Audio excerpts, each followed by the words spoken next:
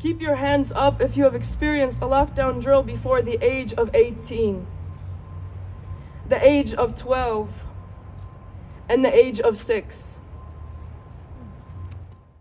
Before you learn ABC, you learn how to run, hide, and fight. And that's where we've failed. Gun violence has become tragically familiar to people like Maya Manuel, a student at Michigan State University. On February 13, 2023, 3 students lost their lives to a gunman. During the shooting, students received text messages from the university instructing them to run, hide, and fight. Inside an academic building and then later at a student union. Oh my God.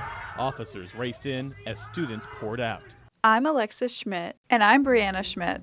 We're twins and student journalists who started attending Michigan State a few months after the shooting. We wanted to talk to other students about their experiences with gun violence. How do you think that MSU students' perception of safety on campus changed? You're trying so hard to get your degree. You're trying hard to graduate. You're trying hard to keep your job. You're a college student with so many things going through their mind, and then all of a sudden, bam, everything is uprooted and changed.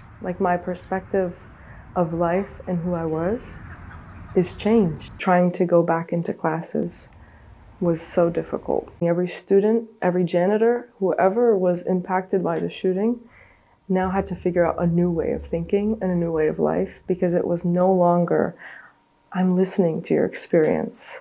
It's, I am understanding your experience. For other students like Kylie Osage, this was not their first experience with the trauma of a mass shooting. She was a senior at Oxford High School in 2021 when a gunman opened fire inside the school. 4 students died that day, and 7 others were injured, including Kylie. She spent 2 months in the hospital and physical therapy recovering from her injuries. She had to learn how to do a lot of basic things again, such as walking and brushing her hair.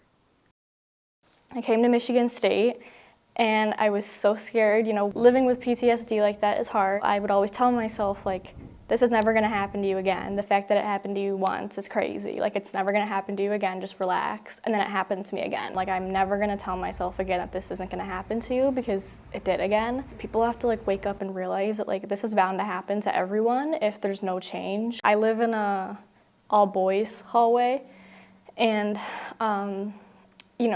boys are very loud, and they love to slam their doors and scream down the hallway or run down the hallway for no reason. Anytime that happens, it definitely alarms me, and I have to calm myself down again and tell myself it's just boys.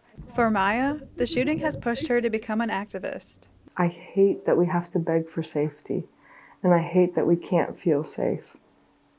But I love that we can come together and treat each other with compassion. We can treat each other with empathy because we understand each other.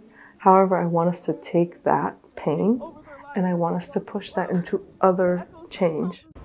It's unfortunate that we share this sorrow. We shouldn't have to be in this position, and I'm sorry that we are.